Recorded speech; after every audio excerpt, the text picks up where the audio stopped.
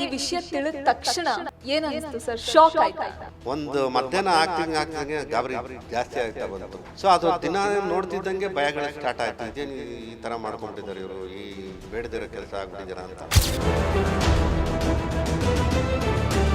ನೀವು ಕಂಡ ಹಾಗೆ ದಿನಕರನ್ ದರ್ಶನ್ ಅವರ ಬಾಂಧವ್ಯ, ಸೆಟ್ಗೆ ಬರೋದು, ಶೂಟಿಂಗ್ ಬರೋದು, ಹೆಂಗಿದ್ರು ಅವರು? ಚೆನ್ನಾಗಿದ್ದಾರೆ. ಈಗ ಅಣ್ಣ ತಮ್ಮದಿರು ಅಂದಾಗ ಏನಾರ ಮನೆ ಒಳಗಡೆ ಮುನ್ಸಿಗಳು ಇರ್ತವೆ, ಬಟ್ ಆಚೆ ಅವರಿಬ್ರು ಚೆನ್ನಾಗಿದ್ದಾರೆ. ಪ್ರಾಬ್ಲಮ್ಸ್ ಆದಾಗ ಒಬ್ಬರ ಮೇಲೆ ಒಬ್ರು ಕಲ್ಲಾಕೋದು ಗ್ಯಾರಂಟಿ. ಇವಾಗ ಎಷ್ಟೇ 1000 ಜನಕ್ಕೆ ಒಳ್ಳೇದು ಮಾಡಿರಲಿ, ಕೆಟ್ಟದ್ದು ಒಂದು ಸಣ್ಣದು ಮಾಡಿದ ತಕ್ಷಣ ಅದು ಮೈನಸ್ ಆಗೇ ಆಗುತ್ತೆ. ಸ್ವಾಮಿ ಕೊಲೆ ಪ್ರಕರಣದಲ್ಲಿ ನಟ ದರ್ಶನ್ ಜೈಲು ಪಾಲಾಗಿದ್ದಾರೆ. ಈ ಪ್ರಕರಣದ ಬಗ್ಗೆ ಅವರ ಆತ್ಮೀಯರು, ಅವರನ್ನ ಬಲ್ಲವರು, ಅವ್ರ ಜೊತೆ ಕೆಲಸ ಮಾಡಿದವರು, ಆ ಚಿತ್ರದ ನಿರ್ದೇಶಕರು, ನಿರ್ಮಾಪಕರು ಎಲ್ಲರೂ ಕೂಡ ಅವರದ್ದೇ ಆದಂತಹ ಅಭಿಪ್ರಾಯಗಳನ್ನ ತಿಳಿಸ್ತಾ ಇದ್ದಾರೆ. ಇದೀಗ ಈ ಬಗ್ಗೆ ಮಾತನಾಡೋದಕ್ಕೆ ನಮ್ಮ ಜೊತೆ ನಿರ್ದೇಶಕರಾದ ಎಚ್ ವಾಸು ಅವರಿದ್ದಾರೆ. ಅವ್ರನ್ನ ಮಾತಾಡಿಸ್ತೀನಿ. ಸರ್ ನಮಸ್ತೆ. ನಮಸ್ಕಾರ ಸರ್, ಖಂಡಿತ ಈ ಒಂದು ಪ್ರಕರಣ ನಿಮ್ಮ ಗಮನಕ್ಕೆ ಇದ್ದೇ ಇರುತ್ತೆ, ನೋಡ್ತಾ ಇರ್ತೀರಾ ಏನಾಗ್ತಿದೆ, ಏನಾಗಿರಬಹುದು ಅನ್ನುವಂಥದ್ದು. ನಿಮಗೆ ಈ ವಿಷಯ ತಿಳಿದ ತಕ್ಷಣ ಏನನ್ನಿಸ್ತು ಸರ್? ಶಾಕ್ ಆಯ್ತಾ? ನಿಜವಾಗ್ಲೂ ಬಿಗಿನಿಂಗಲ್ಲಿ ನಾನು ಬೆಳಗ್ಗೆ 10:30 ಒಂದು ಇದು ಫೇಸ್ಬುಕ್ಕಲ್ಲಿ ನೋಡಿದಾಗ ಈ ಮಧ್ಯೆ ಫೇಕ್ ಅಕೌಂಟ್ ಯಾರೋ ಏನೋ ಮಾಡಿದ್ದಾರೆ ಅಂದ್ಕೊಂಡೆ. ಅನಂತರ 11:30 ಗಂಟೆಗೆ ಅಲ್ಲಿಂದ ನನ್ನ ಫ್ರೆಂಡ್ ಹತ್ರ ಕೂತಿದ್ದೆ ಕೆಳಗಡೆ. ಆಮೇಲೆ ಬಂದು ನೋಡಿದೆ, ಅದು ಒಂದೊಂದೇ ಬರ್ತಾಯಿದ್ರೆ ಒಂದು ಸ್ವಲ್ಪ ಗಾಬರಿ ಆಯಿತು. ಆಮೇಲೆ ಆಶ್ಚರ್ಯ ಸ್ಟಾರ್ಟ್ ಆಗ್ಬಿಡ್ತು. ಇದೇನು ನಾವು ಯಾವುದಾನ ಕತೆ ಮಾಡಿಕೊಂಡು ಈ ಬಿಲ್ಡಪ್ಗೋಸ್ಕರ ಏನೋ ಮಾಡ್ತಾ ಇರ್ತೀವಲ್ಲ. ಸೊ ಅಂಥ ಟೈಮಲ್ಲಿ ನಾವು ಈ ಕತೆಗಳು ಇದು ಮಾಡಿದಾಗ ರಾತ್ರಿ ನಿದ್ದೆ ಬರೋಲ್ಲ, ನಮಗೆ ಬರೀ ಇದೇ ಓಡ್ತಾ ಇರ್ತದೆ, ಏನೋ ಬೇರೆ ಬರುತ್ತೆ. ಆ ಥರ ಏನೋ ಇರ್ಬೋದು. ಆ ಥರ ಒಂದು ಮಧ್ಯಾಹ್ನ ಆಗ್ತಿದ್ದಂಗೆ ಗಾಬರಿ ಜಾಸ್ತಿ ಆಗ್ತಾ ಬಂತು.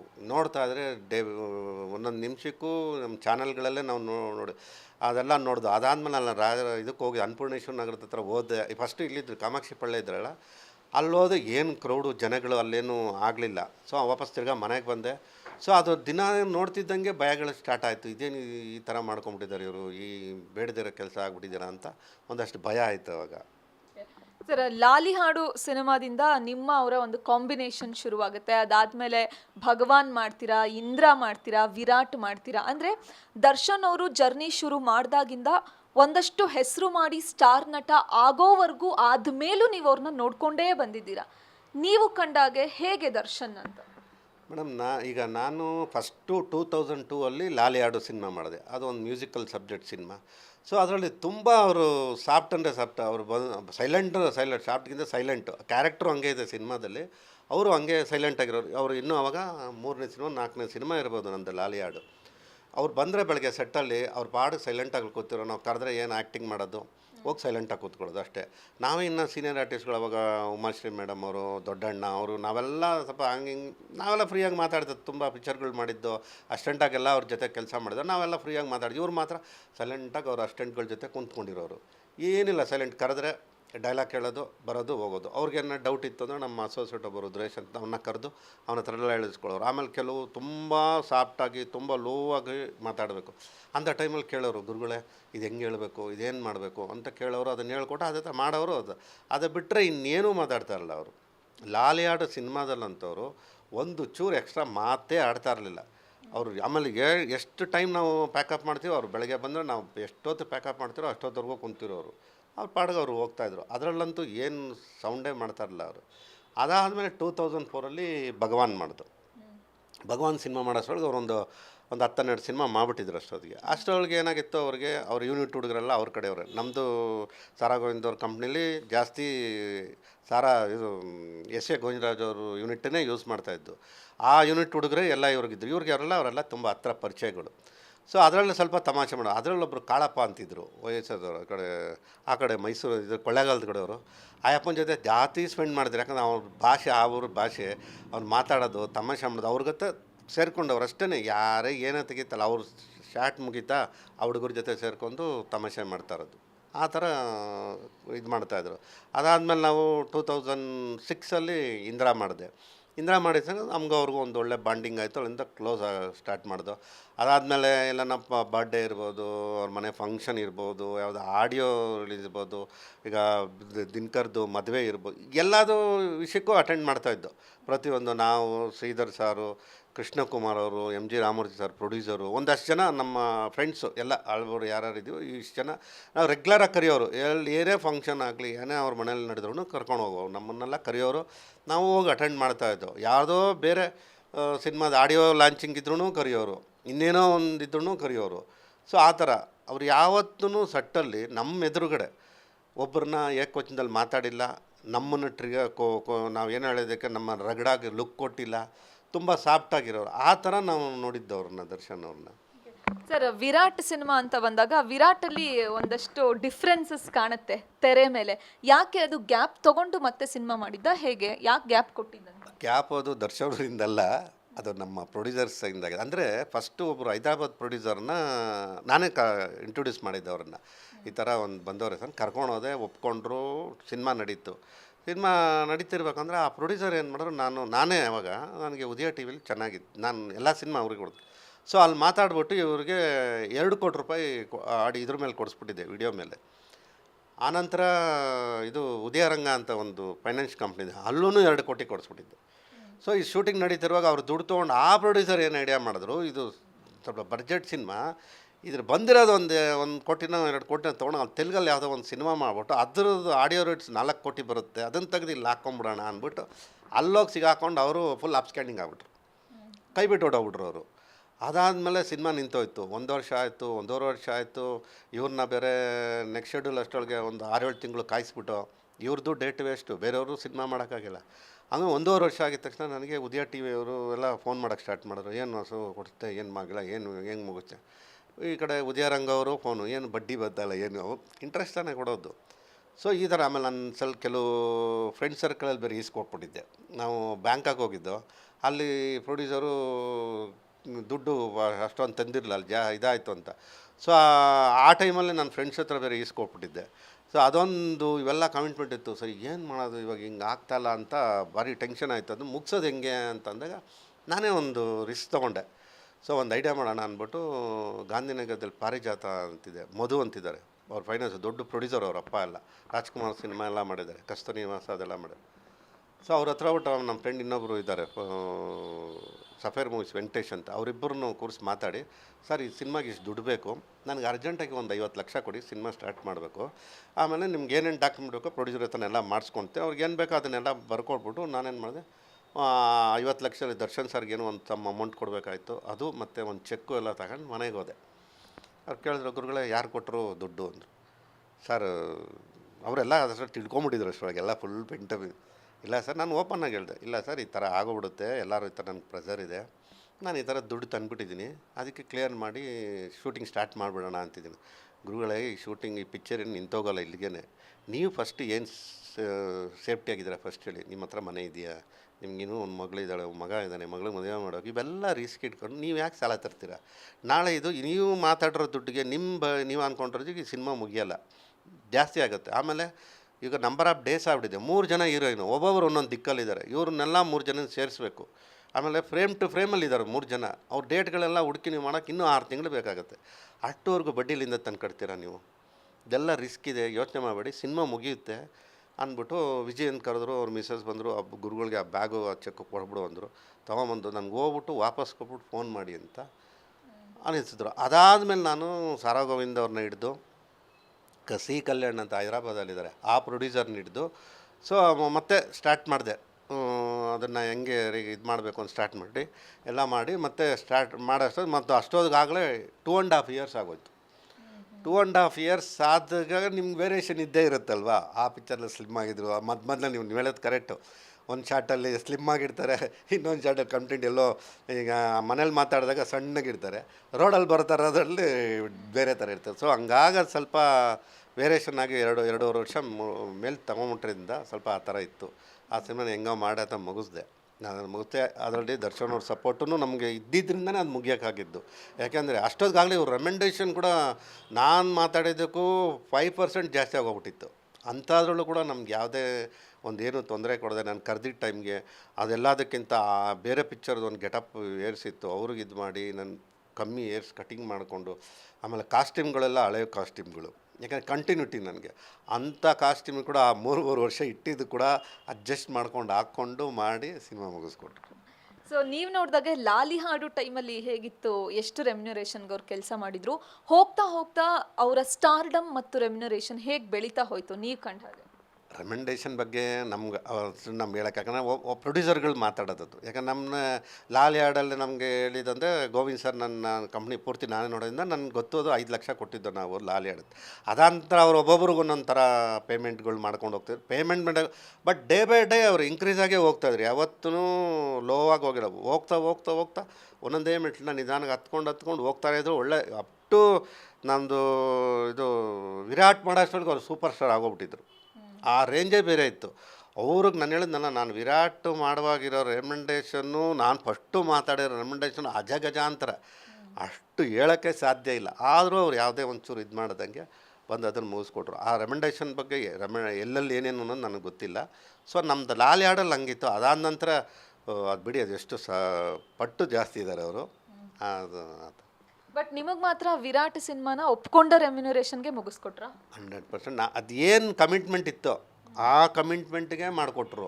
ಅದಲ್ಲದೆ ನಾನು ಅವಾಗವಾಗ ಬೇರೆ ಬೇರೆ ಸೆಟ್ಗೆಲ್ಲ ಹುಡ್ಕೊಂಡು ಹೋಗ್ತಾ ಇದ್ದೆ, ಹೆಂಗನ ಮುಗಿಸೋಣ ಅಂತ.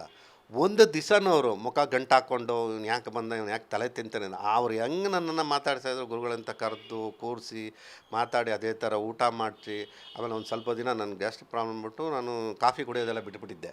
ಅವರೇ ಗುರುಗಳ ಹಾಲು ತಂದುಕೊಡ್ರು, ಅಲ್ಲಿ ಬಂದ್ಬಿಡ್ತು. ಆ ಥರನೇ ಮೊದಲು ನನ್ನ ಬಿಗಿನಿಂಗ್ ಲಾಲಿ ಹಾಡಲ್ಲಿ ಯಾವ ಥರ ನೋಡಿ ಯಾವ ಥರ ನನ್ನನ್ನು ಮಾತಾಡಿಸ್ತಾಯಿದ್ರು. ಅದಾದಮೇಲೆ ನನ್ನ ಇಂದಿರಾ ಟೈಮಲ್ಲೆಲ್ಲ ಹೆಂಗೆ ಟ್ರೀಟ್ ಮಾಡ್ತಾಯಿದ್ರು ಅದೇ ಟ್ರೀಟ್ಮೆಂಟೇ ಕೊಡೋರು. ಯಾವಾಗ ಎಲ್ಲೋ ಅದೇ ರೆಸ್ಪೆಕ್ಟು, ಅದೇ ಥರನ ಗೌರವ ಕೊಡೋರು. ಆದರೆ ಒಂದೇ ಒಂದು ಚೇಂಜ್ ಏನಂದರೆ ಅವ್ರ ಬಾಡಿ ಬೆಳೀತು ಅಷ್ಟೇ ವಿನಃ ಬೇರೆ ಏನೂ ವೇರಿಯೇಷನ್ ನಮಗೆ ಕಂಡಿಲ್ಲ. ಆಮೇಲೆ ಏನಂದರೆ ಲಾಲಿ ಹಾಡು ಸಿನಿಮಾದಲ್ಲೇ ಅವ್ರು ನಮ್ಮ ಮುಂದೆ ಸಿಗರೇಟ್ ಸೇರ್ತಾಯಿರಲ್ಲ. ಆಮೇಲೆ ಇಂದಿರಾ ಅವೆಲ್ಲ ಬರ್ತಂಗೆ ಶಾರ್ಟ್ಗಳಲ್ಲಿ ನಾವೇ ತೆಗ್ದು ಸ್ಟೇಸ್ ಮಾಡಲ್ಲ, ಅವ್ರೇನು ಮಾಡೋರು ನಮ್ಮ ಮುಂದೆ ಸಿಗರೇಟ್ ಸೇರ್ತಾನೆ. ಆಮೇಲೆ ಅದು ಕ್ಯಾರವನ್ ಬಂತಲ್ಲ, ಕ್ಯಾರವನ್ ನನಗೆ ಸ್ಮೋಕ್ ಸ್ವಲ್ಪ ಪ್ರಾಬ್ಲಮ್ಮು ವೀಸಿಂಗ್ ಇರೋದ್ರಿಂದ ಏನು ಮಾಡೋರು, ಅವ್ರೇನಾದರೂ ಸಿಗರೇಟ್ ಸೇದ್ಬೇಕು ಯಾರಣ ಅಂತಂದರೆ ಗುರುಗಳು 2 ನಿಮಿಷ ತಿಂಗಳು, ಇಲ್ಲ ಸರ್ 1 ನಿಮಿಷ ರೀ ಸರ್, ನನಗೆ ಯಾವುದೋ ಫೋನ್ ಬರ್ತಾಯಿದ್ದು, ನಾನು ಇಳ್ದು ಹೋಗ್ತಾಯಿದ್ದೆ ಕೆಳಗಡೆ. ಸೊ ಇಳ್ದು ಹೋಗ್ಬಿಟ್ಟದ್ದು ಅವ್ನು ಸಿಗರೇಟ್ ಸೈಡ್ ಎಲ್ಲ ಆದಮೇಲೆ ಅವ್ರು ಡೋಪ್ ಓಪನ್ ಮಾಡಿಬಿಟ್ಟು ಅವ್ನು ಬಂದು ಹೇಳಿ, ಅವ್ನು ನಾಗರಾಜು ಸುರೇಶ್ ಅಂತಿರೋರು, ಅಣ್ಣ ಒಂದು 10 ನಿಮಿಷ ಬಿಟ್ಟು ಹೋಗ್ಬೇಕಂತೆ ಅನ್ನೋರು. ಯಾಕಂದ್ರೆ ನಾವು ಇದೆಲ್ಲ ಆಚೆ ಹೋಗ್ಬೇಕಲ್ಲ, ಆ ಥರ ಮೇಂಟೈನ್ ಮಾಡೋರು ನಮ್ಮ ಹತ್ರ. ಸರ್ ಈಗಲೂ ಅಂದರೆ ಇಂದ್ರ ಎಲ್ಲ ಆದಮೇಲೆ ಇದುವರೆಗೂ ಟಚ್ಚಲ್ಲಿರೋದು ಫೋನ್ ಕಾಲ್ ಅಥವಾ ಅಲ್ಲಿ ಇಲ್ಲಿ ಸಿಗೋದು ಆ ಥರ ಕಾಂಟ್ಯಾಕ್ಟಲ್ಲೆಲ್ಲ ಇದ್ದೀರಾ? ನಾನು ಹೇಳ್ತೀನಿ ಅಪ್ ಟು ಸೆಕೆಂಡ್ ಕೊರೋನಾ ಬರೋವರೆಗೂ ನಾವು ಇದು ಕೊರೋನಾ ಬಂದಾಗ ಮೀಟ್ ಮಾಡೋಕ್ಕಾಗಲಿಲ್ಲ. ಸೆಕೆಂಡ್ ಕೊರೋನಾ ಬಂದಾಗ ಏನಾಯಿತು, ಅದಕ್ಕೆ ಅಲ್ಲಿವರೆಗೂ ನಾವು ಪ್ರತಿಯೊಂದು ಫಂಕ್ಷನ್ನು ಪಾರ್ಟಿ ಬರ್ಡೇ ಎಲ್ಲನೂ ಅಟೆಂಡ್ ಮಾಡ್ತಾಯಿದ್ದೋ. ಕೊರೋನಾ ಬಂದಾಗ ಅವ್ರು ಅಲ್ಲಿ ಮೈಸೂರಲ್ಲಿ ಸೇರ್ಕೊಂಡ್ಬಿಟ್ರು, ತೋಟ ಅಲ್ಲಿ ಇಲ್ಲಿಗೆ ಓಡಾಡೋರು. ನಾವುಗಳು ಅವಾಗೇನು ಹೋಗೋಕ್ಕೆ ನಿಮಗೆ ಹೋಗ್ತಾ ಇರಲಿಲ್ಲ. ಸೆಕೆಂಡ್ ಕೊರೋನಾ ಆದಾಗ ಸಂದೇಶ್ ಹೋಟ್ಲದೇನೋ ಒಂದು ಪ್ರಾಬ್ಲಮ್ ಆಯ್ತಲ್ಲ, ಸೊ ಅಲ್ಲಿ ಬಿಟ್ಟು ಟೋಟ್ಲಿ ಅವರು ಇದಕ್ಕೆ ಸೇರ್ಕೊಂಡ್ಬಿಟ್ರು, ತೋಟ ಅಲ್ಲಿ ಸೇರ್ಕೊಂಡ್ಬಿಟ್ರು. ಬಟ್ ಫೋನಲ್ಲಿ ಮಾತಾಡೋದಾಗಲಿ, ಅದಾದಮೇಲೆ 1 ವರ್ಷ ಬರ್ಡೇ ಮಾಡಲ್ಲ ಅವರು, ಅದಾದಮೇಲೆ ಬರ್ಡೇ ಮಾಡಿದ್ರು. ನಾವು ಸೇರೋದು ಮಾತಾಡೋದು ಎಲ್ಲ ಮಾಡ್ತಾಯಿದ್ದು, ಯಾವಾಗಲೂ ಏನಿರಲಿಲ್ಲ. ಅದಕ್ಕೆ ಮುಂಚೆ ನಾನು ಯಜಮಾನ ಟೈಮಲ್ಲೂ ಕೂಡ 2 ಪ್ರೊಡ್ಯೂಸರ್ ಕರ್ಕೊಂಡು ಹೋಗಿದ್ದೆ, ಅವ್ರ ಹತ್ರನೂ ಮಾತಾಡಿಸಿ ಎಲ್ಲ ಮಾಡಿದೆ. ಆ ಪ್ರೊಡ್ಯೂಸರ್ಗಳೇನೆಂದರೆ ಮಾತಾಡೋವರೆಗೂ ಅನ್ನೋರು. ಸೊ ಅವರೊಂದು ಒಬ್ಬ ಪ್ರೊಡ್ಯೂಸರ್ ಕುಮಾರ್ ಅನ್ನೋರು ಕರ್ಕೊಂಡು ಹೋದೆ. ಅವರು ಎಲ್ಲ ಮಾತಾಡಿ ನಾಳೆ 9 ಗಂಟೆಗೆ ಬನ್ನಿ, ನಾನು 10 ಗಂಟೆಗೆ ಸೆಟ್ ಹೇಳಿರ್ತೀನಿ, ಲೇಟಾಗಿ ಬರ್ತೀನಿ ಅಂತ. ಅಲ್ಲೇನಿದೆ ಅದು ಮಾತಾಡೋಣ ಮುಕ್ಕಿದ್ದಲ್ಲ ಅಂತಾನೆ. ಆ ಮನುಷ್ಯ ಬರಲೇ ಇಲ್ಲ, ಕಾಯ್ದು ಇವ್ರು 10 ಗಂಟೆ ಆದಮೇಲೆ ಅದು ಸೀನಾ ಫೋನ್ ಮಾಡಿದೆ, ಅಣ್ಣ ಕಾಯ್ತವ್ರೆ, ಎಲ್ಲಿ ನೀವು ಬರಲೇ ಇಲ್ಲ ಗುರುಗಳೇ ಅಂತ. ಆಮೇಲೆ ನಾನು ಇವ್ರು ಫೋನ್ ಮಾಡಿ ಇವ್ರು ಫೋನೇ ಎತ್ತಿಲ್ಲ. ಸರಿ, ಅದು ಒಂದು ಎಕ್ಸ್ಕ್ಯೂಸ್ ಕೊಟ್ಟರು. ಇನ್ನೊಂದು 15 ದಿವಸ ಬಿಟ್ಟು ಇನ್ನೊಂದು ಡೇಟ್ ಕೊಟ್ಟರು. ಮನುಷ್ಯ 2 ಸರಿ ಇನ್ನೂ ಬರಲಿಲ್ಲ. ಆ ಥರ ಆಗೋಯ್ತು. ಇನ್ನು ಕೆಲವ್ರು ಹೆಂಗೆ ಅಂತಂದರೆ, ದರ್ಶನ್ ನಿಮಗೆ ಕ್ಲೋಸ್ ಅಲ್ಲ, ಈ ಸಿನಿಮಾ ಆದಮೇಲೆ ನೆಕ್ಸ್ಟ್ ಸಿನಿಮಾ ಕೊಟ್ಟು ನಾನು ಹೆಂಗೆ ಮಾಡೋದು. ಈಗ ವಾಸು ಒಬ್ಬನೇ ಡೈರೆಕ್ಟರ್ ಅಲ್ವಲ್ಲ, 30-35 ಜನ ಡೈರೆಕ್ಟರ್ ಮಾಡಿರ್ತಾರೆ. ಅದರಲ್ಲೊಂದು 6-7 ಜನ ಡೈರೆಕ್ಟರ್ಗಳು ರೆಗ್ಯುಲರ್ ಇರ್ಬೋದು. ನಮಗೆ ಕೊಟ್ಕೊಂಬಂದರೆ ತರುಣ್ ಸರ್ ಎಲ್ಲಿ ಬರ್ತಾಯಿದ್ರು, ಹರಿಕೃಷ್ಣ ಎಲ್ಲಿ ಡೈರೆಕ್ಟರ್ ಆಗ್ತಾಯಿದ್ರು, ಆಮೇಲೆ ಕುಮಾರ್ ಅಂತ ಅವರು ಇನ್ನೊಬ್ಬರು ಅವರು ಹೊಸಬರು ಬಂದರೆ ತಾನೇ ಏನಾದ್ರು ಚೇಂಜಸ್ ಆಗ್ತಾರೋ. ನಾವು ಕೂಡ ಈಗ ಹಳಬರನ್ನೇ ಇಟ್ಕೊಂಡು ಹಳೆದೇ ಮಾಡೋಕ್ಕಾಗ್ತಾರಲ್ವಲ್ಲ.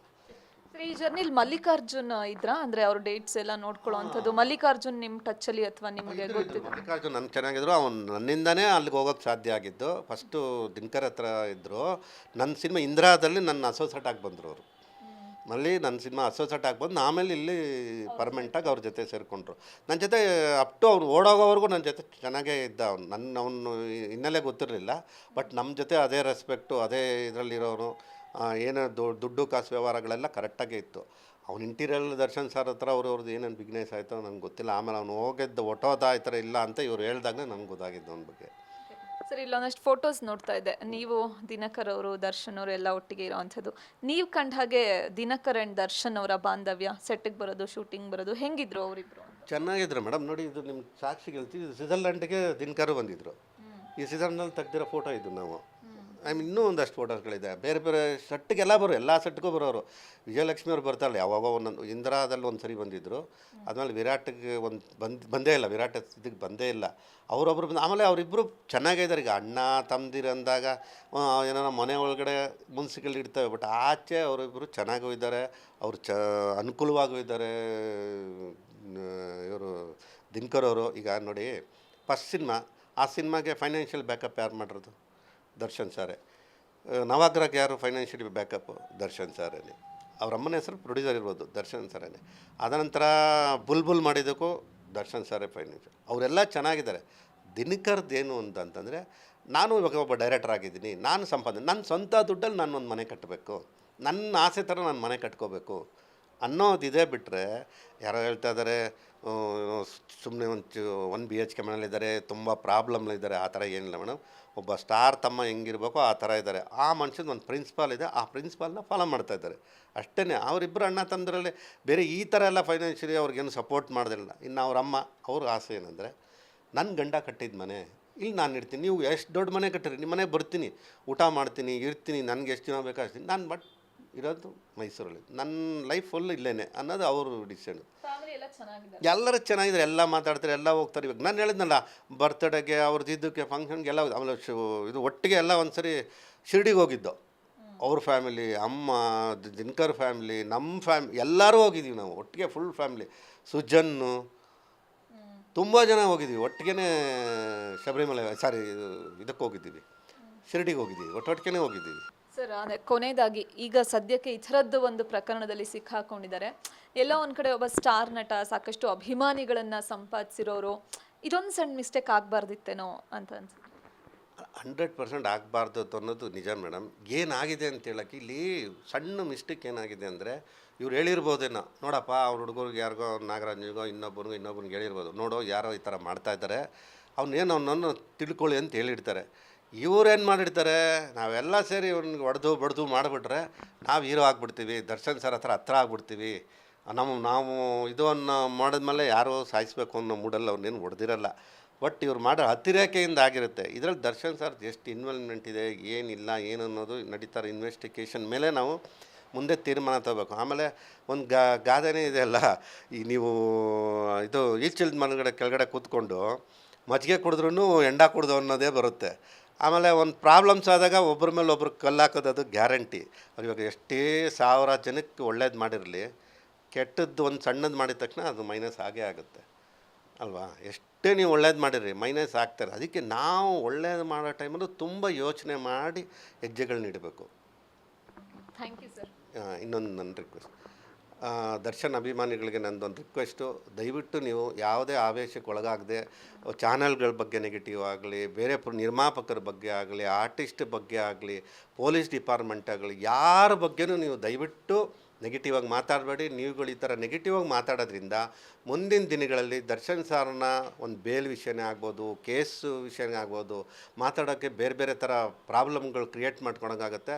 ನಿಮ್ಮನ್ನೆಲ್ಲ ಕೈ ಮುಗಿದು ಕೇಳ್ಕೊಳ್ತೀನಿ, ಅವ್ರು ಏನಾದರೂ ಒಳ್ಳೇದು ಮಾಡಿದ್ದಾರೆ, ನಿಮಗೂ ಅವ್ರ ಬಗ್ಗೆ ಒಳ್ಳೇದು ಮಾಡಬೇಕು ಅಂತಿದ್ದರೆ ಅವ್ರು ಒಳ್ಳೊಳ್ಳೆ ಕೆಲಸಗಳನ್ನ ಹೇಳಿ, ದಯವಿಟ್ಟು ಯಾರ ಬಗ್ಗೆ ನೆಗೆಟಿವ್ ಆಗಿ ಮಾತಾಡಬೇಡಿ. ನಿಮ್ಮನ್ನು ಮತ್ತೊಮ್ಮೆ ನಾನು ಕೇಳ್ಕೊಳ್ತೀನಿ. Thank you so much. ಇದಿಷ್ಟು ಕೂಡ ಈ ಪ್ರಕರಣದ ಬಗ್ಗೆ ದರ್ಶನ್ ಅವರನ್ನ ಬಹಳ ಹತ್ತಿರದಿಂದ ಕಂಡಂತಹ ನಿರ್ದೇಶಕರಾದ ಎಚ್ ವಾಸು ಅವರ ಪ್ರತಿಕ್ರಿಯೆ. ನೋಡ್ತಾ ಇರಿ ಗ್ಯಾರಂಟಿ ನ್ಯೂಸ್. ಗ್ಯಾರಂಟಿ ನ್ಯೂಸ್, ಸುದ್ದಿ ಖಚಿತ, ನ್ಯಾಯ ನಿಶ್ಚಿತ.